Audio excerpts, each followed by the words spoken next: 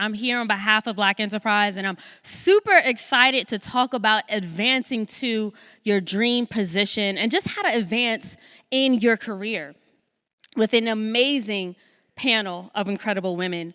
By a show of hands, how many people believe that hard work, producing stellar results, and receiving a top performance rating are keys to advancing in your career? Raise your hand. Anybody say no? Raise your hand. Okay.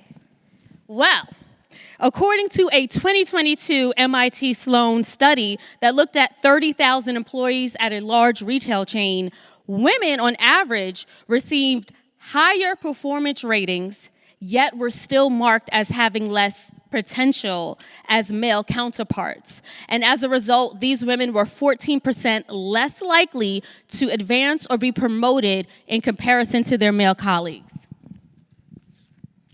Meanwhile, a 2022 Women in the Workplace study that was conducted by McKinsey & Co. and Lean In, they surveyed 276 companies in the public sector, private sector, and the social sector, and they found that for every 100 men who are promoted from entry level to a managerial position, only 87 women are promoted, while only 54% of Black women receive that same opportunity, making our demographic the least likely to be promoted from entry level to manager position. So this phenomenon is actually called the broken rung. Raise your hand if you've heard of that phrase before, the broken rung. Absolutely. And for those who haven't, it's basically like if you think of a ladder, the corporate ladder, if that first rung is broken, it puts Black women and anyone else at a disadvantage of ascending in their career and climbing the corporate ladder. And a lot of times, a lot of us even get stuck at lower level positions. And normally it starts very early. So to help us better understand the obstacles that prevent women from elevating in their careers, we have an incredible panel of executives who've managed to climb to the top of the corporate ladder. I'll start with Lashanda Cobbs. She was actually just promoted this month to Chief Operating Officer of Genoa Healthcare, which is owned by UnitedHealth Group. All the love, yes. Previously, she served as Vice President of Clinical Field Operations for UnitedHealth for Community and State. She also served in the U.S. Army for 30 years, eventually retiring as Colonel. Thank you, Lashanda. Thank you. We also have with us Yolanda. She is the Managing Director of North America Inclusion and Diversity Lead at Accenture, where she leads actions to increase representation of diversity, build inclusive leaders at all levels, and create an environment where everyone can equitably showcase their skills. Welcome, Yolanda. I love this crowd. Okay. We have with us as well Lindsay. She is the editor-in-chief at New York Magazine's The Cut. Under her leadership, The Cut has published high-profile interviews with the likes of Meghan Markle and launched Generation Next, a mentorship initiative which invited diverse designers to showcase their lines at New York Fashion Week. Lindsay is also the co-founder of the Black in Fashion Council, and she has been named on the Forbes 30 Under 30 list and the Black Enterprise 40 Under 40 list. Welcome, Lindsay. Lastly, but certainly not least, we have Olanda Sharp-Buckley. She is the Vice President of Customer Technical Training and Education at Dell Technologies, where she leads team members in 30 countries that deliver 6 million technical learning hours annually to customers, partners, and internal team members. Welcome, Olanda.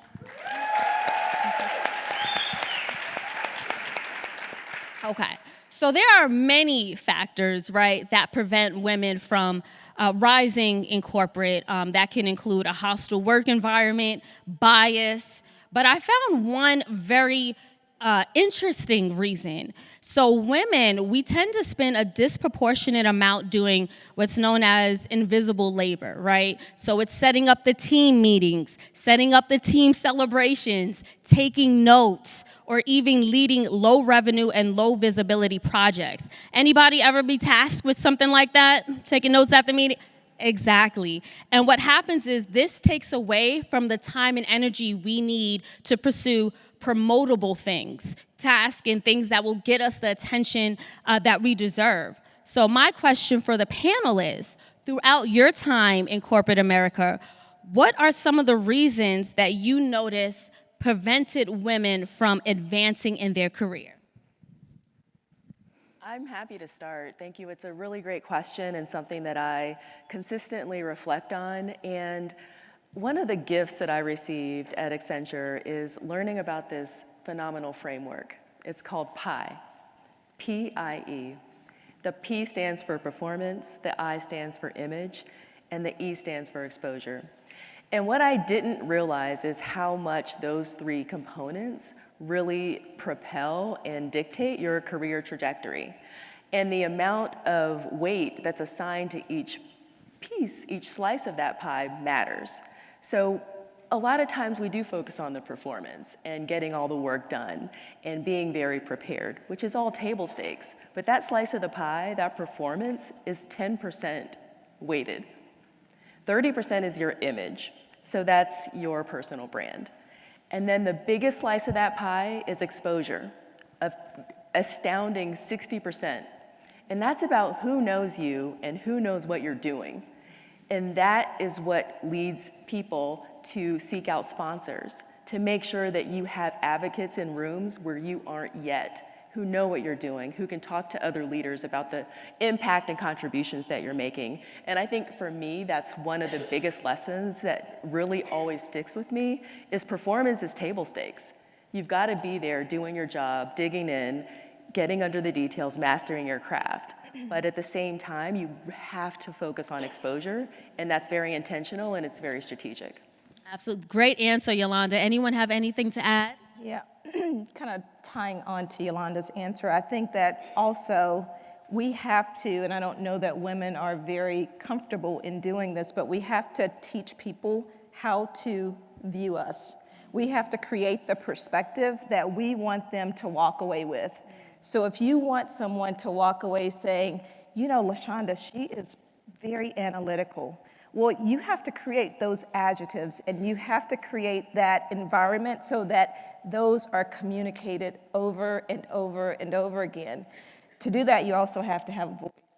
And you can't be afraid to use your voice. People need to hear your voice because the way that that perspective is established is not only the way that they're going to see you, but it's also the way that they're going to deal with you. And it's also the way that they are going to talk about you in rooms that you aren't in. And so until you're able to do that and do it comfortably, you will run the risk of being irrelevant, because if your voice is not heard, then you're not contributing. And if you're not contributing, especially in the environment where we are in now with so many corporate positions, when organizations are having to, streamline, cut down. So if you're not relevant, then you're expendable. So women have to be able to find their voice, and during that exposure, they've got to be able to communicate their ideas and contributions. Yeah. And I think we're waiting on someone to come to us for the opportunity. The reality is, you know what needs to be done. You know what's of value. And so you can't sit around and wait for someone to call you and say, hey, Yolanda, I have an opportunity for you. No, Yolanda can create her own opportunity by saying, no, let me tell you what I'm going to do for you. So the reality is everyone's not going to come knocking on your doorstep with an opportunity. So I would add to that, those are all great answers, ladies. I myself, when I started at Black Enterprise years ago, I was a full-time freelancer.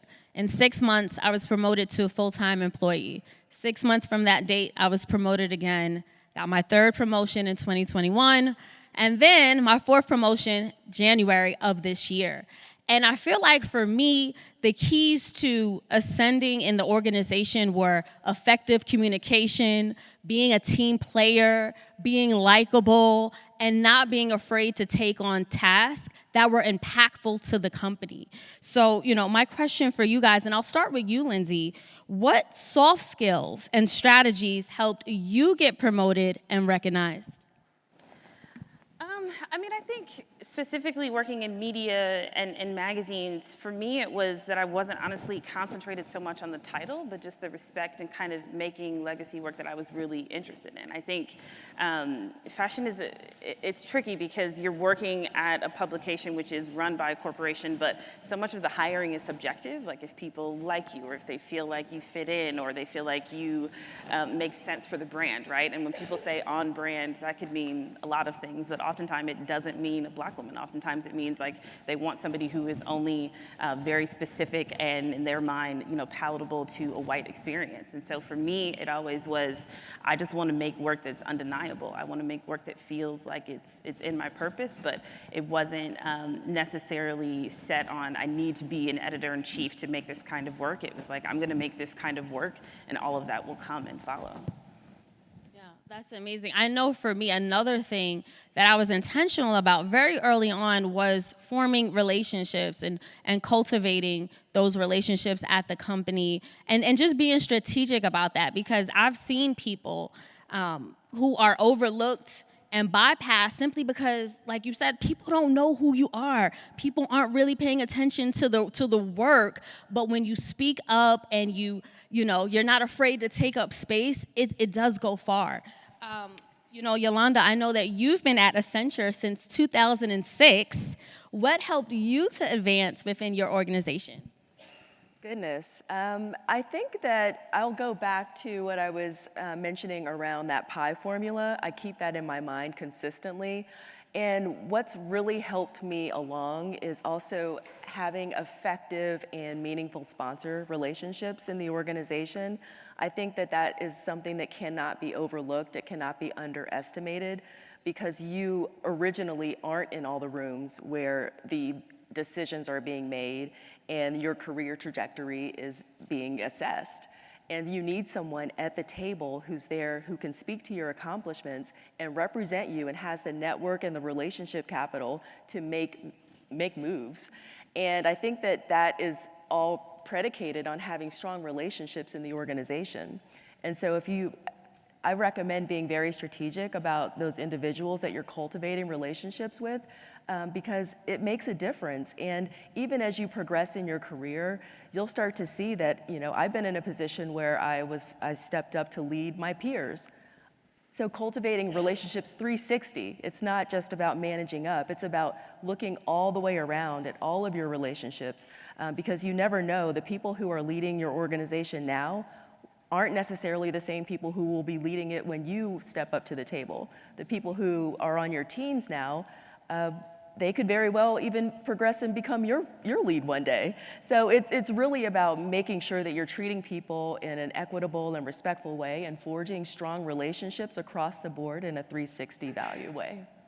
Olanda, I know you as well started at Dell in 2006. Can you speak to anything that you found to be strategic and helpful in your ascension? Yeah, and I'm sorry, it's Olanda, so Olanda, I'm Yolanda I'm sorry about without the Y. So in my career, it's really been following the customer journey. So I'm in the land of tech, and so I am always, and I tell my team, I'm unapologetic about putting the customer first. I'm gonna put the customer before them, before me, before anyone else. And so in my career, I actually have followed the customer journey from, I can create your product from a product group perspective, marketing. I can actually sell it to you because I've been in sales. I can actually deliver it because I spent 4 years in Malaysia in engineering, so we can actually build it for you. I can deliver it because I know logistics and supply chain.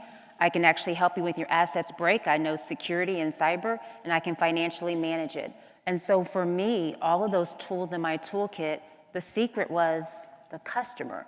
So if you get a chance to look in your toolkit, and if you haven't had a chance to be in an environment where you touched finances, or you haven't touched the sales side of your business, it is actually a gift And it's the secret sauce is really, if you can understand how to run every part of the company, when you do step into the executive side, the CEO side, you understand the company landscape end to end. So for me, my success, it came from the customer and really understanding what happens before me and after me. And you have to know your brand. My brand, customers come before any and everything.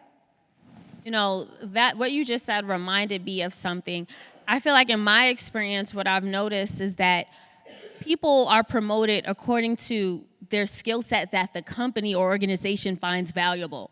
We all play a role. We're all working together, but it's certain skills and it's certain things, usually those who are bringing in a lot of money, who get the recognition simply because that's their focus. So I would say whatever is a skill set that your company or even just the industry finds valuable, I would focus on that if you are definitely, looking to rise and to continue to advance. But Lashanda, you were in the Army for 30 years, as I mentioned. Can you talk about any skills or strategies or tools that you learned while serving in the Army that were then transferable and helped you in your career in corporate? I say hooah. So, the Army, very male-dominated organization, and so that gives you the confidence. Also, the officer side of the military is also male-dominated and not a lot of African Americans. And so the skills and the ability to strategize in that organization has really transferred nicely. Being able to critically think and recognize that when you are in the rooms, it is chess and not checkers, and you have to always be thinking about second and third order impacts. If I say this, then what are they gonna think? What are they gonna do? What's their move gonna be? And so always trying to stay 2 or 3 steps ahead, but also understanding what makes people comfortable, right? I learned to play golf during one of my assignments because my boss was a big golfer. And if you are going to sit in the meetings on Monday, you need to be able to talk about what course you played that weekend. You need to be able to talk about what your handicaps were. And so it was in the Army that I really learned to navigate and understand the landscape that I was in. It has transferred over because in corporate America, you also have to make sure you know where the landmines are, that you don't step on them. What does that mean? That means understanding how the game is played, where you are, understand what the rules are. Who are those folks that you need to know? How do you ensure that those folks see you as a valued member? Because you're not gonna walk around with your credentials on your sleeve, but you have to be able to find a way to communicate and ensure folks know what you're bringing to the table. One example, when I was in the military, I went to one assignment, and everybody in Army medicine, so the person that said who probably knows this, everybody in Army medicine went to Baylor University. I chose not to go to Baylor.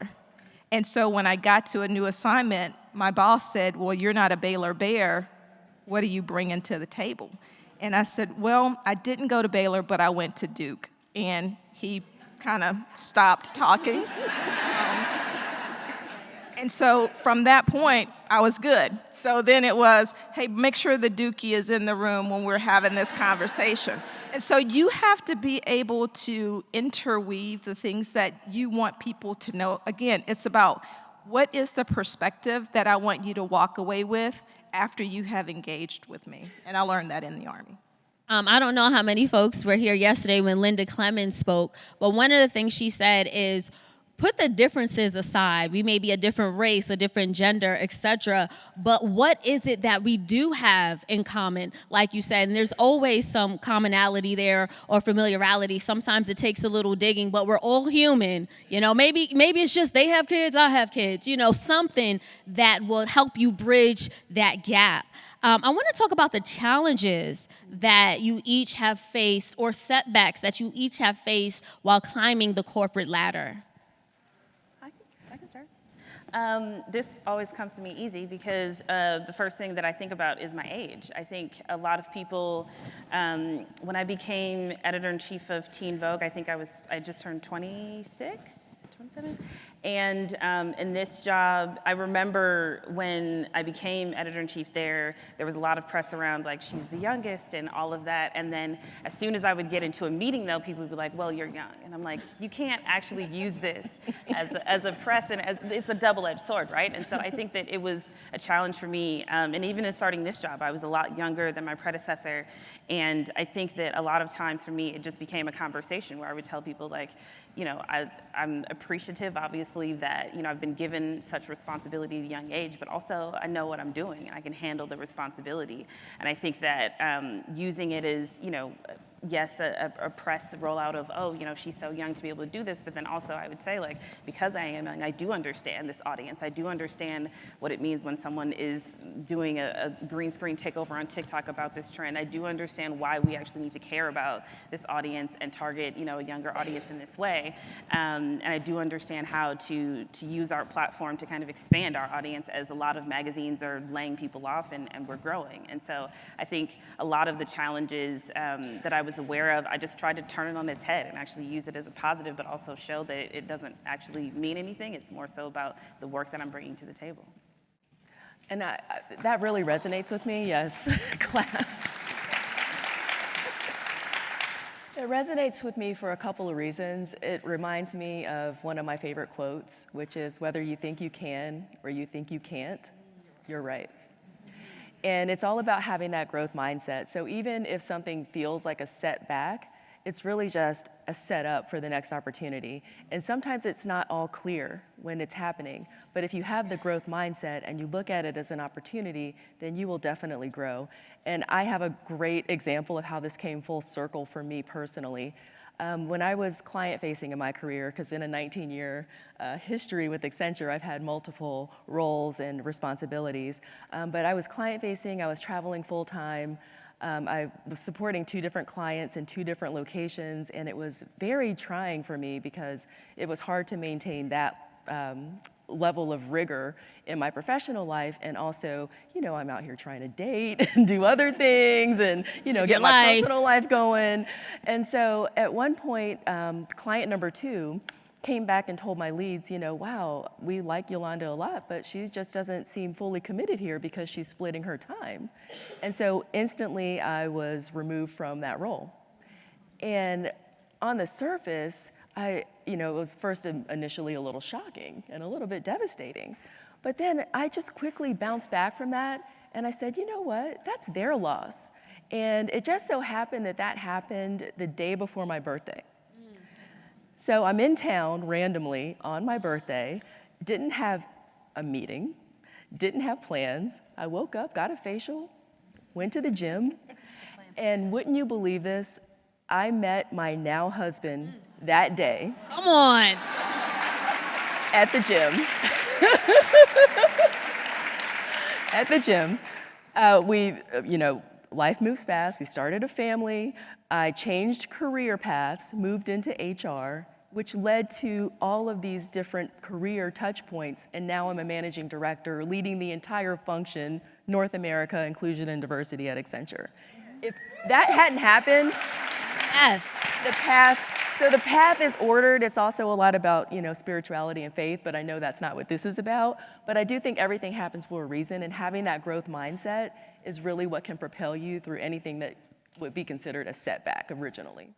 I love that. Thank you.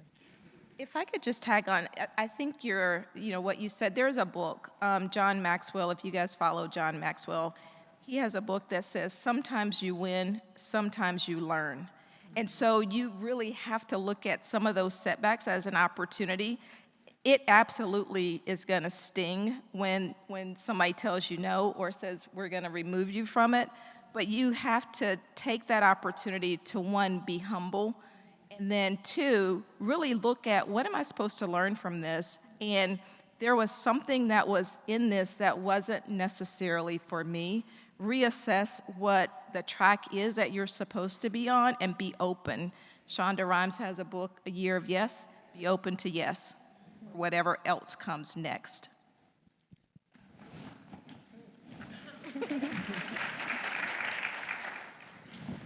I mean, the reality is when you get to the executive level, some things just suck. I mean, everyone thinks you get here and it's like everyone listens to you because you have this wonderful title. And I'll tell you, when you are doing good and life is going great, that is when the devil comes hard. Because he's not coming after sinners. They're already doing what they're supposed to do. And so sometimes the challenges are the people sitting right next to you.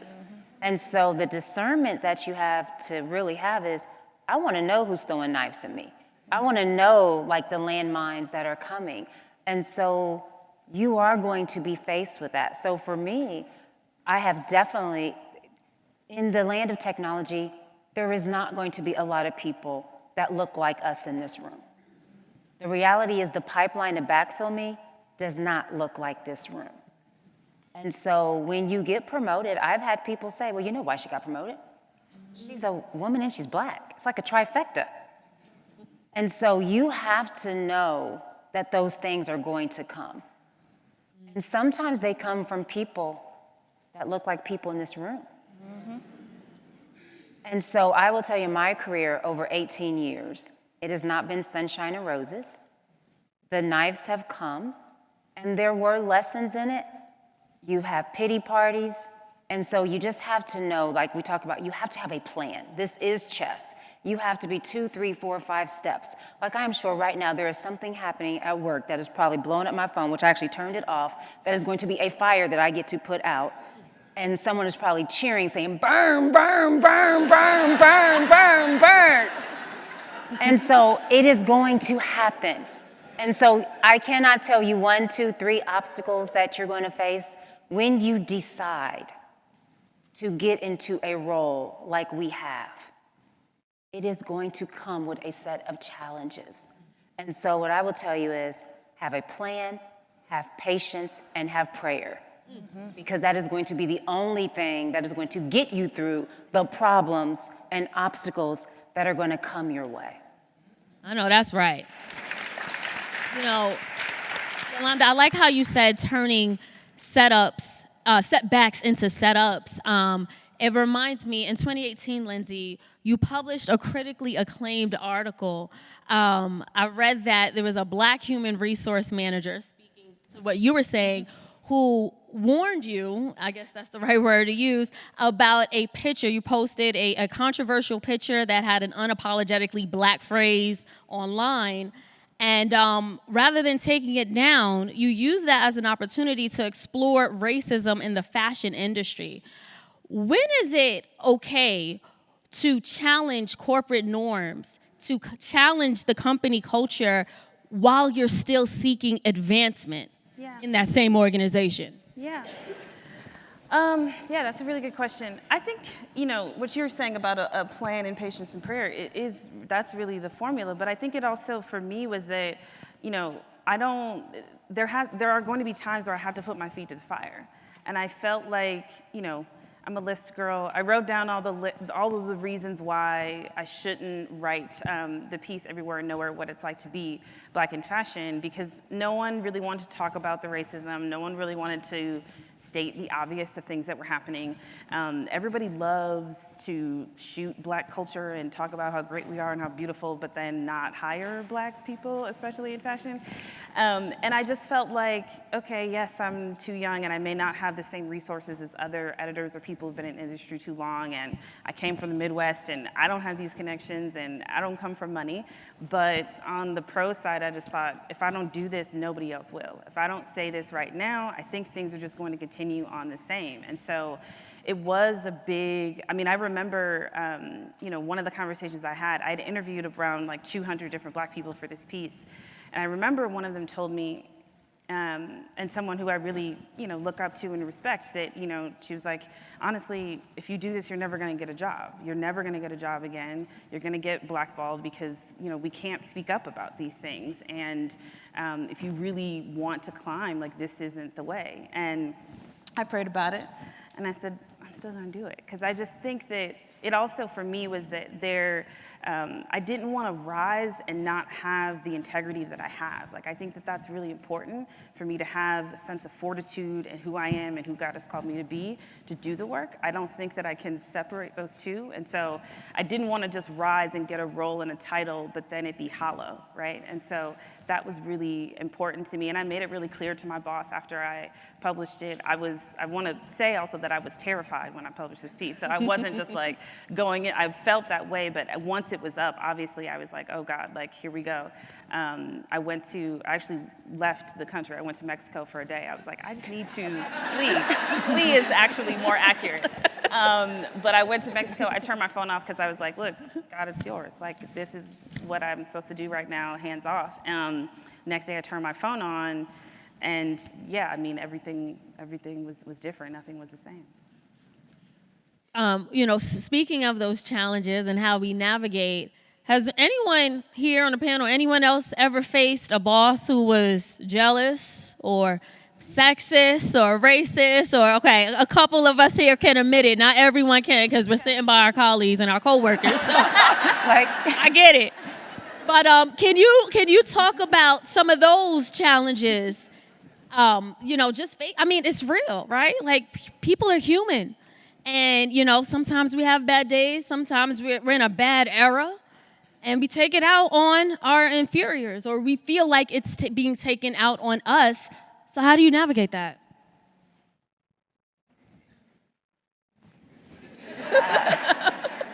I'm in a male-dominated world. So, yes, I have experienced that in different ways. I've been called out for my color. I've been called out for my gender. I've been called out for my age. You name it. They're going to come for you. The reality is there's just a couple things that I can't tolerate.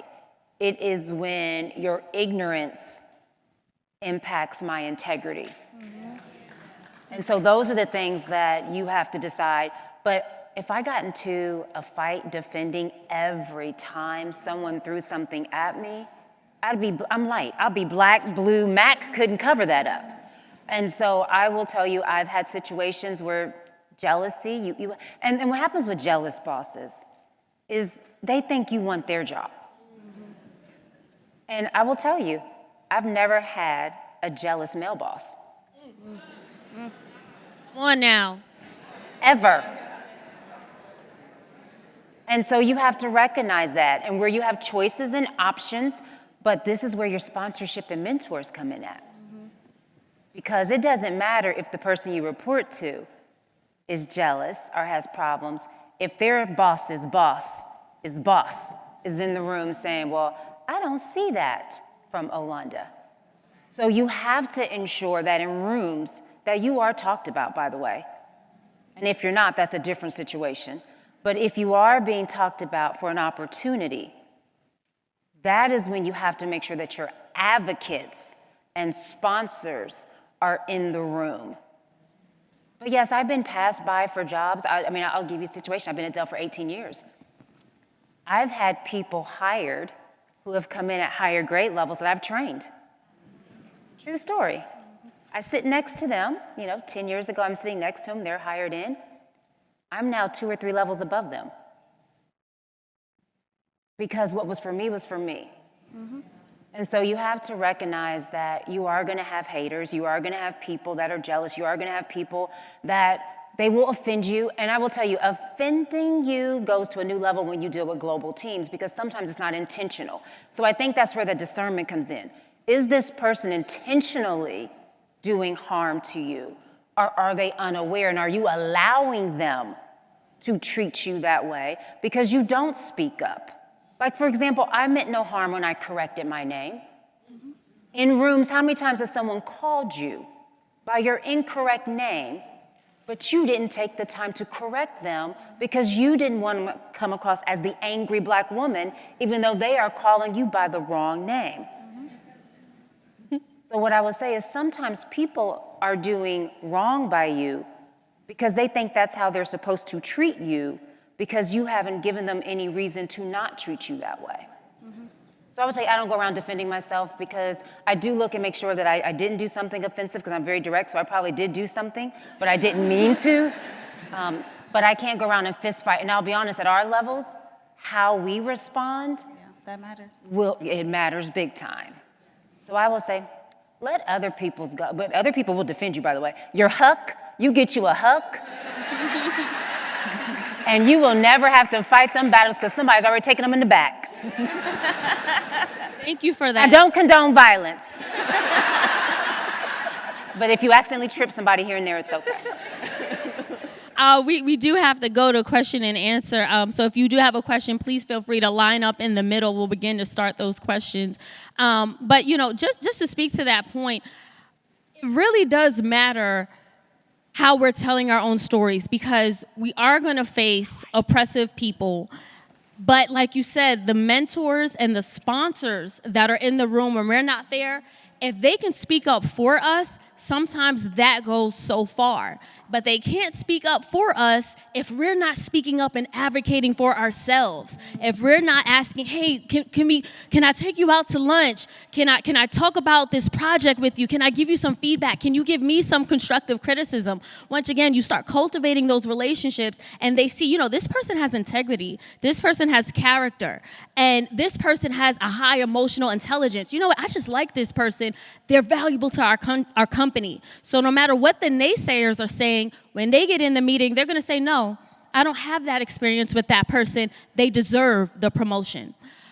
So we are going to begin to take some questions. Please just give your name and go directly into the question. Okay. I'm Gail Guest-Brown with Guest-Brown Impact. Yolanda, a question for Yolanda and Olanda. Anyone, actually. Yolanda, I love your pie concept, very simple to the point. Olanda, you spoke about sponsors. You all talked about sponsors. There's a lot of research says that women have mentors and men have sponsors. And sponsors are people who can speak your name in the room that you're not in. And the research says that they're uncomfortable having junior women as, their sponsored person because it might look inappropriate to others to be taking you out to lunch or taking you out for golf. So how did you all overcome that? You all spoke about sponsors, so you had them. What did they look like, and how did you overcome this junior person and the male-female thing? No, I think it's a great point and a great question. And I do think that keeping the relationship, of course, professional is always top of mind for all parties involved. And I think one of the things that helps is, sometimes in organizations there are formal programs that do the matching based on skill set, based on interest. And so that can help alleviate, some of the tension. But at the same time, there's just going to be some situations where you just got to go for it. And I think it's important to make sure that that individual is the right match for you and has your best interests at heart and can be that person at the table. And one of the things that I will say is, they all come in different packages. And so it's not always necessarily a woman who's my sponsor or a man or a certain race or ethnicity. It does go across the board. And my experience has been quite varied. I don't know if you have the same experience where it has been, just different representation and identities at the table. Yeah, for me, I'm in tech. Yes. And I don't work for a nonprofit, love the nonprofits, but I'll tell you, in my world, we are here to make a profit all the time. I always tell my team I'm not a 501c3, which I know is for profit too. So my sponsors have actually come from execution. When they see that you execute, they are willing to sponsor you. But I will tell you, there's a thing about sponsorships I have noticed. You better get a sponsor with power. And you gotta know what people think of your sponsor. Because sometimes you have a sponsor, but they are not the right sponsor. And so you have to open your mouth, make sure people know what you want. So I will tell you, I've also had the opposite where someone was trying to sponsor me for something I did not want. And so you have, closed mouths don't get fed. Right. coming from the vegan, but they don't get fed. You have to say, this is what I want. So when you are in the room, because you know who's in the room, please make sure you say this when asked about opportunities for me. But in my landscape, my sponsors have come from Truly. They have seen me execute and deliver, and so that gave me credibility for them to be willing to sign off and sponsor me. Amen. Thank you. Name and question, please. Hi, my name is Kamaria Siddiq. Thank you, ladies, for being here. I have a question because I just separated from the military as well as an officer. So it's not the professionalism, it's not my experience that I lack or my understanding of the organization, but the image part.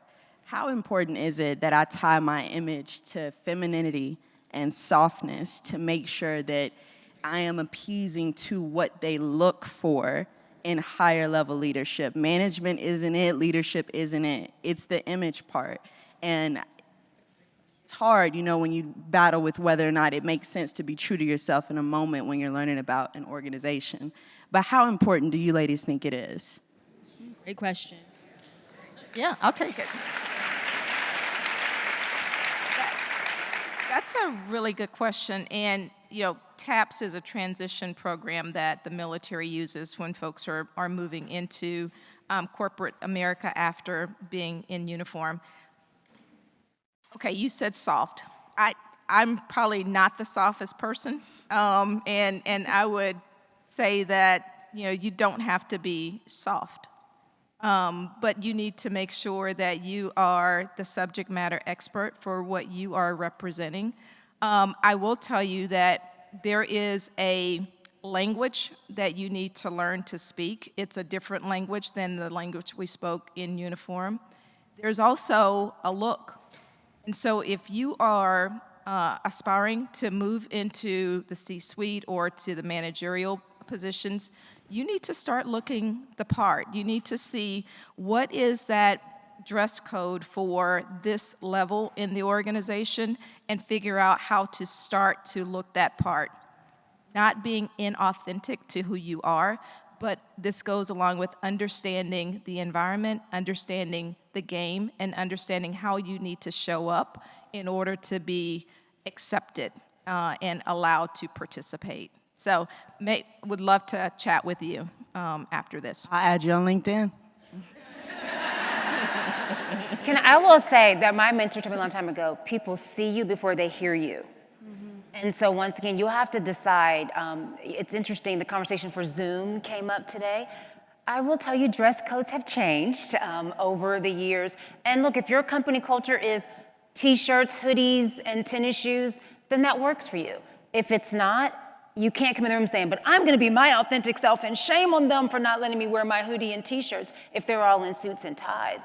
And so I will say, you are going to have to know, even within my own company, every department may have their own culture.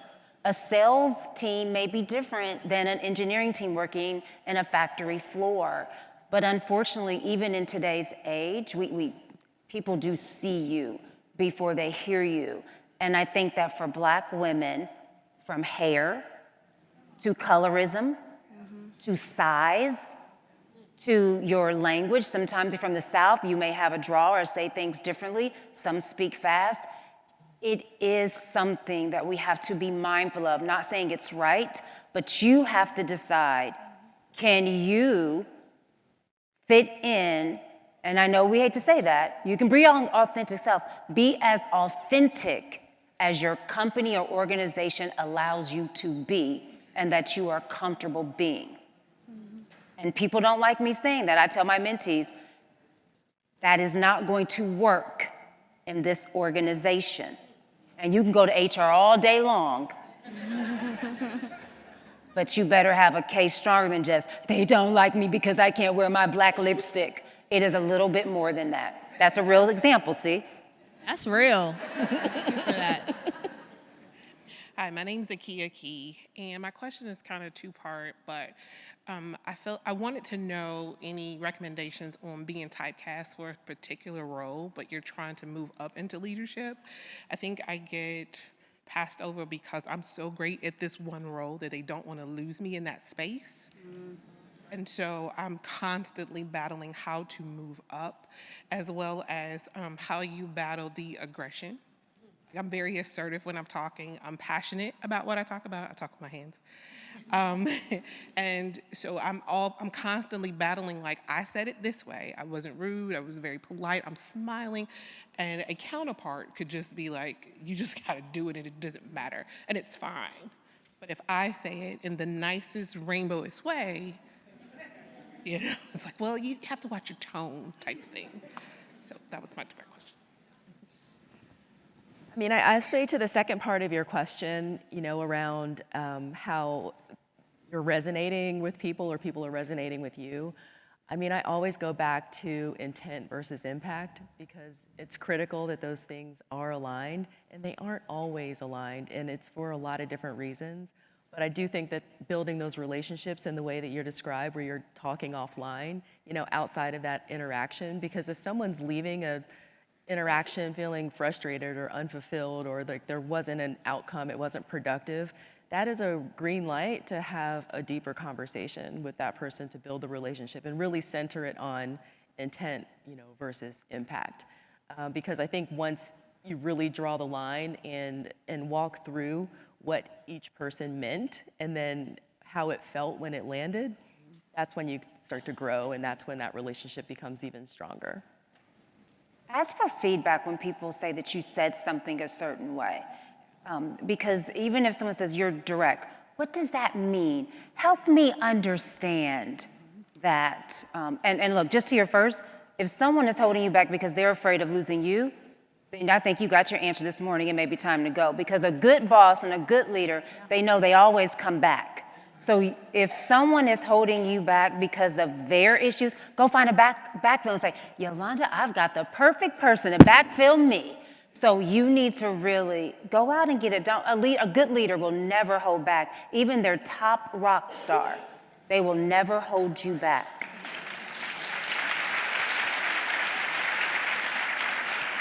All right, ladies, so we do have to begin to wrap the panel, but before we do, if you can all leave our audience with a piece of advice to help them get noticed, get that promotion, or land their dream job.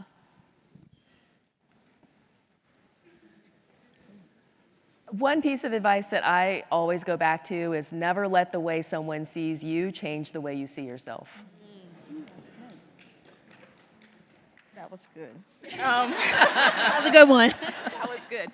I would say, you know, we've kind of gone to church a little bit here this morning. I would say write your plan and make it plain, and then work your plan. Continue to revisit it, to continue to see when do I need to pivot and shift, but write the plan, make it plain, and then work the plan. I would say just be okay with being uncomfortable and get comfortable with being uncomfortable. So much of what we've talked about is really hard, and we love what we do, but the reality is it is actually really hard, and a lot of times it can be uncomfortable, and you have to have hard conversations. And I think that sitting in that has been a journey, but it's okay. Yeah. Just really know what your dream is. And I think that's an important word you said, is know your why and know what your dream is, not what someone else's dream is for you. But really take advantage of this conference and really just being in the moment of pray that you really go home saying, I know what my dream truly is. And I pray that you really get it. Thank you for that, ladies. And I'll just leave everyone with this. A lot of times we don't need another degree, license, or certificate to get advancement. A lot of times we don't need to continue to prove ourselves. We don't need to say yes to every project.